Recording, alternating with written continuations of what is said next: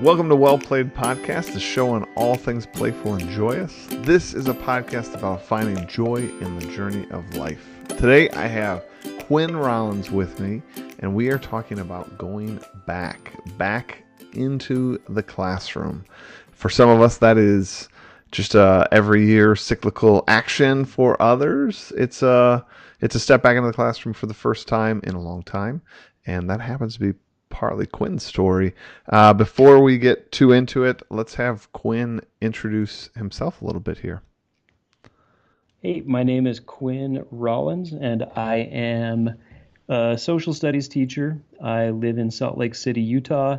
I taught junior high for 10 years, and then I was in a school district office as a curriculum specialist for 6 years, and now I am going back into the classroom to teach high school. I also wrote a book, Play Like a Pirate, engage students with toys, games, and comics. Which is a fantastic read. I love it. I use some of the activities found in there every year since it's been published. Thanks. It's good stuff. So you're going back into the classroom. We're all going back into the classroom for us. Yep. Teachers, for us tech coaches, right? The year's getting started back up. But like I said at the intro, for you, this is a little kind of extra special first year back here. Why don't you share with the listeners a little bit about that?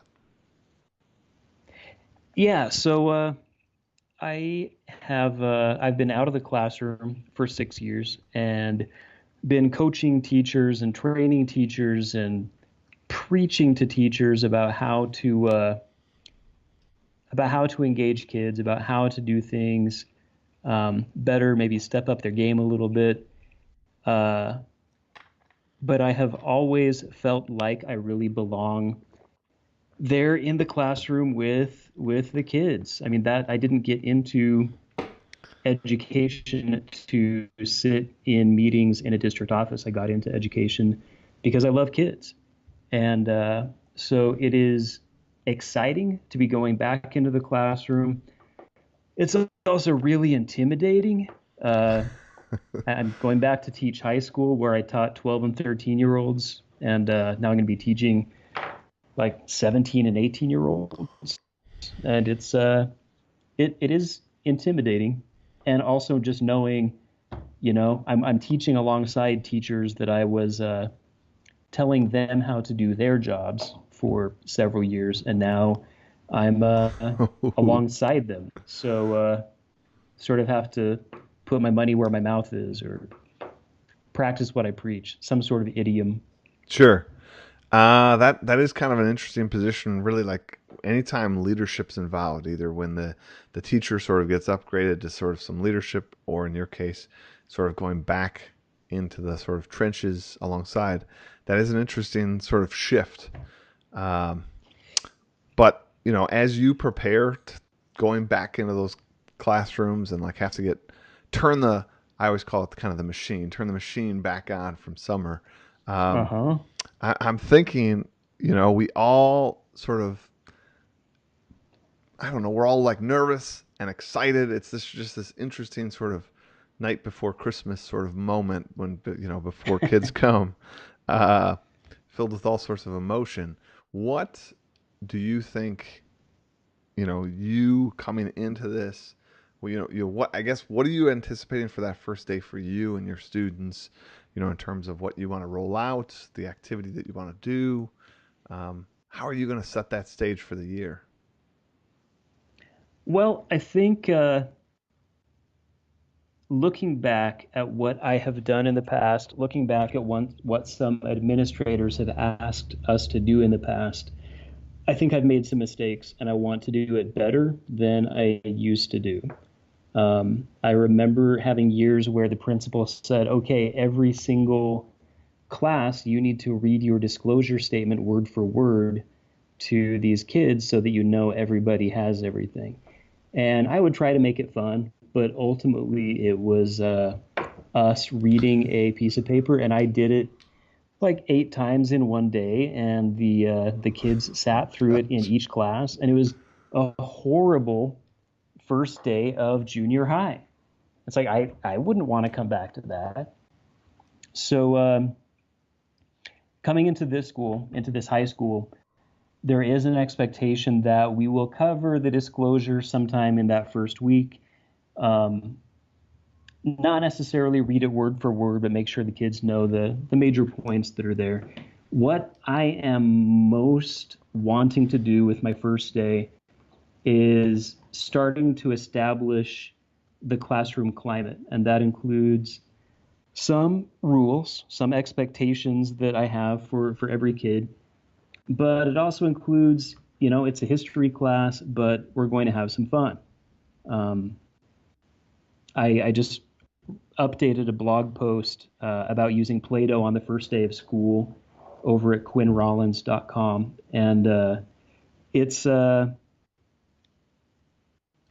think using something like Play-Doh, using something where the kids get to express themselves somewhat. You're not going to meet every kid and know every kid after that first day, but you'll get to know some of them, and you'll show them that you appreciate their input, you appreciate what they're doing. And starting establishing that classroom climate that very first day, it's about building those relationships, which we all know. If you don't have that relationship with the kids, it's really hard for them to learn. It's hard for them to get past you, frankly, and kind of fight their way to your content. Sure. I mean, I often talk on my YouTube channel about really the power of the relationship. Mm-hmm. Once you create that relationship with the student, you know, all of a sudden the invitation to have them enter your sort of world of the content becomes an easy ask. It almost becomes a want, right? Like we want to do well for the people that we respect and that we know. And I think when they know that you want them to do well, I mean, it's just, man, that relationship's core. It's core to everything we do. And when we try to systematize that with, like you said, things like read the disclosures, um, that feels very institutionalized. I mean, it puts you already behind the eight ball in that relationship. So I think that's really good that It, your school has sort of changed that a little bit so that like you can spin it your own way. It's not word for word. It doesn't have to be day one. Because you do. yeah, well, You and it's the school I'm at. It's a high school, public ed, has over 1,000 students, and big class sizes. It's really easy for kids to feel like they are just a number, that they are just one of 1,000. jumping through the hoops, and that their teachers don't care about them. And I want to get rid of that idea on the very first day. And for some of them, it'll take a few weeks. It might take a few months to build a relationship with them. But I want to start reaching out to them on that first day. I think that's like a Um, powerful. did, That's a powerful like question that like I'm thinking about listening to you talk.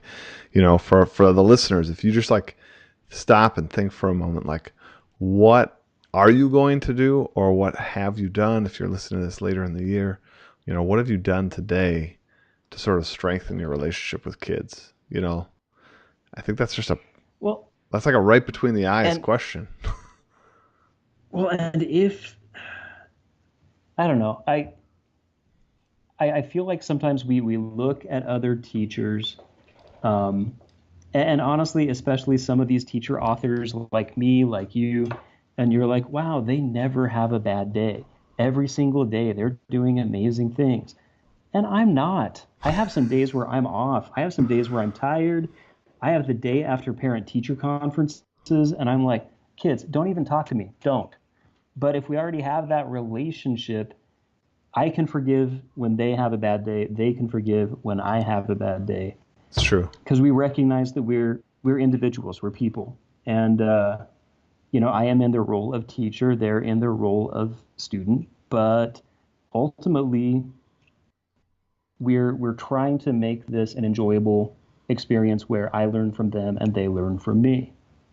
And I think that having that relationship I don't know. I rely on having my students being able to forgive my screw ups, because it happens. It does. And It's I'm going bound to into high happen. school, so they're going to call me on it a lot more than seventh graders did.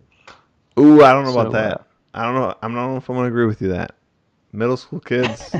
Whew, they middle definitely. school kids have no filter. That's right. There's like no filter. The high That's school true. kid might notice that he That's did true. something wrong and just sort of in their head pass judgment. Yeah, they'll Snapchat about it to everybody else. That's right. That's right. All Yeah. right. So, I mean, again, in the theme of sort of going back uh, into the school year, um, it's also a really good time to sort of reflect for us educators that have done this year over year. What changes are you going to make? I know there's a lot of teachers that sort of set a course at the start, and if they didn't cover it in the first sort of month, they're kind of locked in. Um, and Hmm. I don't necessarily subscribe to that. In fact, I really encourage you all to be a little more open-minded. Like, I think kids are more resilient than we give them credit. We can change sort of classroom policies and activities and procedures, I think, throughout the school year, and that's okay. Um, but I do know that lots of people think like this first 2 weeks, 3 weeks is huge for establishing routines. Um, have you given much thought to like the routines that you want to set in place for your students? Yeah, if anything, I have historically been a fly by the seat of my pants kind of guy. And if anything, I want to be better at establishing those routines. I want to uh, systematize some things so the kids know what I expect of them, um, and I'm able to assess better. Okay, where are they at? What do they need?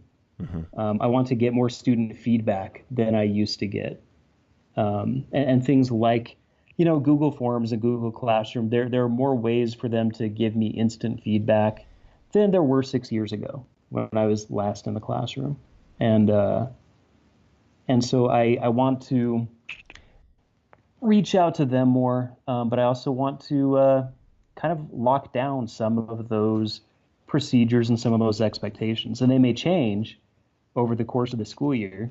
Um, but I want to be better at that. I don't know. There are a lot of things I feel like I could be better at. So this is going to be a growth year for me.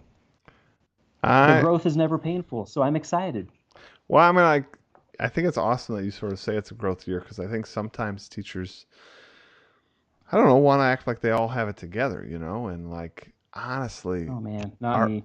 but like honestly, our profession is so multi-hat wearing, like even if you have your content down, I mean, there's just so many other facets to what it is to be a teacher. Like, I mean, you're part counselor, you're part parent, you're part PR Yeah. person, you're part like I don't know, managing Well, systems. well, thinking back to my very first years teaching, so we're thinking like 14, 15 years ago, I will run into those students either like on Facebook or I'll run into them in a store or something. And I won't remember their name, but they'll remember me. And they're like, oh, your class was the best. And I just think, man, in my first 2 or 3 years of teaching, I was terrible. I would never do those things now. I want to apologize to them. I'm like, I was embarrassed at the stuff that I was doing. Um, and I kind of feel like after having this 6 year gap and going to a new school, a new situation, I feel like I kind of get the chance to be a first year teacher all over again. And that's exciting for me. I think but I don't think you need to change a school. I don't think you need to leave the profession for years and then come back to it to have that experience. I think having a new batch of kids, having a new approach to curriculum, there are a lot of ways to feel like a first year teacher again, but you have that experience under your belt.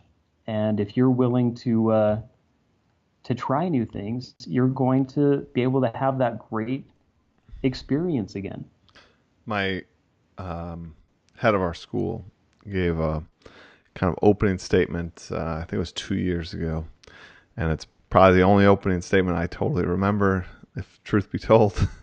And it was all around that. It was encouraging us sort of veteran teachers to to be more like first year teachers. Like, she really called upon us to think about back in your first year teaching. You like you were planning sort of the night before, but you were trying new things, and like nothing was set in stone. You were more flexible. When people said, "Hey, you want to try this?" You were like, "Yep," because you didn't have next week planned, so you didn't throw anything away to make room for that. But then out of that came some of those great things that we hold on to now. Like now, when somebody says you want to do something, you're kind of like, well, that's going to interfere with this project and that. So like you kind of say no, but it was actually back in that first or second year when you were just saying yes to everything that you created these amazing units that you're holding on to. I thought it was a really powerful message that like give way, and be that first year teacher again. And I thought it was actually empowering for the people in the room that felt like they are the first year teacher already, right? So it was kind of like you guys have some of the magic that maybe some of us are living on autopilot. We're like, sweet, I'm just, phoning it in. And like, for the record, I'm not Right. phoning it It's in, but October there's a lot, 10th. This is what I do. yeah, there's I lots of tell people all the that just, same jokes. Yeah. yeah, they become robotic about it. Yeah. So, No, I feel fortunate in a lot of ways to be in this position. Yeah, I'm very excited about this new year. So it's good to be there. The other thing I want to do on the first day is introduce pieces of content and sort of pull out some review things like what do they already know about what we're going to be learning this year? What are they most excited about? What do they not know anything about? What do they not care about? I want to sprinkle the content into the icebreaker things we're doing. So if I am using Play-Doh, some of the stuff we're sculpting is going to be history related. Some of it will be about the school, some of it will be about their own personal life. But I want to get some content in there. I don't want to give the impression that, the first day is all just warm and fuzzy, like it's warm, but it might not all be fuzzy. There will be some content in there. They should know that it's a history class when they leave the room that day. no, I think that's So good. Like coming from somebody that, I mean, you wrote Play Like a Pirate, I wrote Explore Like a Pirate, all about sort of playful learning. And, I think sometimes people can misjudge like what happens on a day-to-day basis in our class. Like it's not every day is right, not it's not just we're not just playing Candyland every day just to amp up the uh, experience. that that'd be awesome though. That's a different type of school. Uh, so, That is, yeah, but like so I think it's important that we note that like in our classes, like we're still focusing on, the content is sort of still the centerpiece, and as is the student, and our sort of methods to get at it is just I guess in our experience feels like a better way to get at it, but we're still focusing on the same things. yeah, absolutely. All right, so thinking through some things for some of the other people listening. So when you are going to start that new year, you're talking about Play-Doh. You've referenced this activity here on your blog that people could check out and people could try.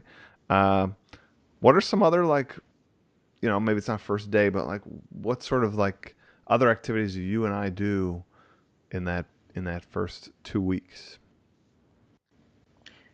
I try to find as many ways for them to express who they are in a safe and scaffolded manner. So for well, one of the things I do early in the year, and again, this is for a social studies class, but we sort of take an anonymous survey that places them on a political spectrum from left to right. It doesn't tell them if they're a Democrat or a Republican. It doesn't tell them who they would vote for. It just places them on a continuum. And you end up with this sort of bell curve. And I have all of my students from each class plot where they are, and it ends up pretty much a perfect curve. And after they've placed themselves on it, um, I can refer back to that throughout the school year. So I'll have it up on the wall. And when we're talking about current events, when we're talking about historic events, we can go back to, okay, if you were here in the spectrum, what would you be thinking about this event? Nice. So I like doing that. I have them design their own superheroes that represent both themselves and a core democratic principle. I talk about that in my book somewhat.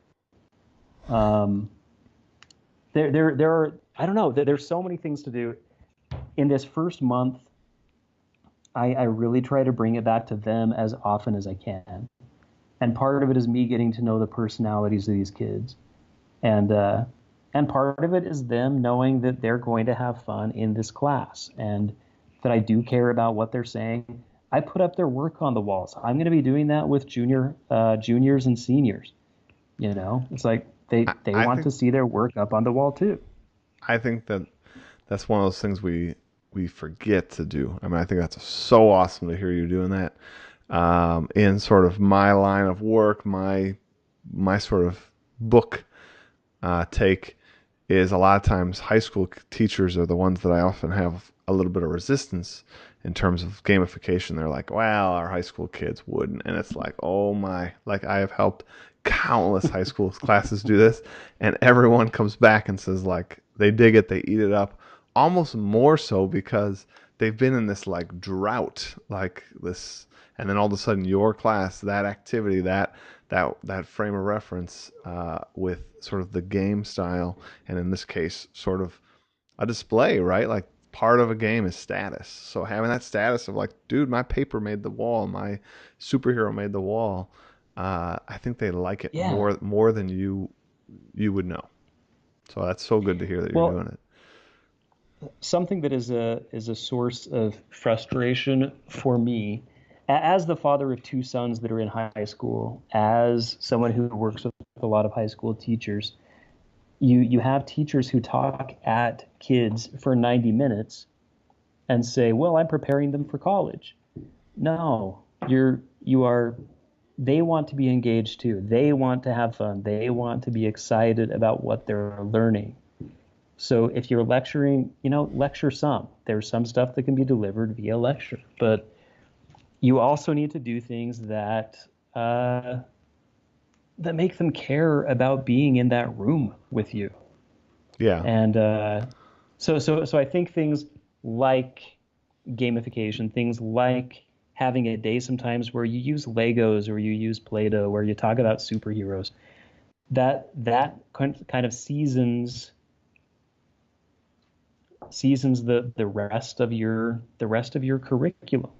I don't do it every day, but those are the things that they remember. Those are the things that they're excited about that sort of carry them on to care about the Great Depression, which is the most fun topic for high school kids to learn about. But if you can make it a little bit more palatable, then you might get more of them on board. I have to say, I hope I don't offend anybody here, but I have to say, I still remember, and not in a good way, reading and reading The Grapes of Wrath. And I love the Grapes of Wrath so much. oof, But I we will had say this, two very different experiences reading it. Then. it's because my English teacher she was funny and she was smart and she had fun with it. And a lot of times the funny and the smart went way over my head. But the stuff I did get, I really liked. And so I ended up really loving the Grapes of Wrath, and John Steinbeck. I kept on reading John Steinbeck after that and really, really loved it. And it was because of the teacher, not because of John Steinbeck. There you go. I mean, like again, So, it comes see, back to the relationship. Then, it does. like my English teacher was just getting through content and just sort of saying, "You should like this book because it's a famous book. Like this book." And I was just like, "This is very dry. No pun intended. Because it's the Dust Bowl. I Very know. I see. dry. You see what I did there? Wow. Wow. It's all right. By this time, no one's listening. So. Those of you who are still listening, you're welcome. um. For me, back to school, I will say, I put a lot of thought and effort into that as well. I really like what you're saying too about making sure we don't like avoid content. It's not about having like a super playful 2 3 days and then just give them the harsh reality of I'm going to lecture at you all day. Um, so we don't want to like do a bait and switch on them. But in my first sort of week, I actually dedicate quite a bit of time to team building and getting to know the students. And I have done this. Oh, I mean, I've been at this job for 10 years, and my previous 3 years at my previous job, and I have always done that. I've like dedicated an inordinate amount of time, like more, like whatever. Like if you think 2 days is too much, I double it. Like whatever. Like I just gave it a ton of time, and I always feel like that investment has super paid off throughout the year. Like I know my kids. I feel like that sort of invitation to be a part of my class is there. So some of the activities I do, I always like to use the sort of marshmallow spaghetti tower activity. Mm-hmm. If you've ever done that one. Now that I gamify my class, I sort of wrap that a little bit into the storyline of my realm of nobles. Where like I'd say we're building these towers, these defense towers or whatever, and the house that Nice. we add up all the like I usually have 4 groups in a class. We add up the heights of all of them, so it is a class wide team thing. You're not actually trying to beat anybody in there. You're hoping your class has the highest total height. Yeah. Does that make sense? So Yeah. So you're getting that's like inter-class competition in there too, and yeah. yeah. So, and then what I love about that activity is while it's not content specific for me, it is like one of the quickest ways I've ever been able to, on day 1 or 2, instantly sort of understand who are my leaders, who are the ones that are going to like choose to like Hmm. totally drift into the back, who are your worker bees that are like, will do whatever the leader Yep. says, and who, who are the punks that are literally just being sticks in the mud, but don't really want to help. So I get that right away. Um, Yes. then I've done some Lego activities where I've asked them to sort of build out some things. We've done some different discussion work, some jigsaw sort of things. Uh, but I think the suggestion I would give everyone is check out that sort of marshmallow tower TED talk. And I want to say that too.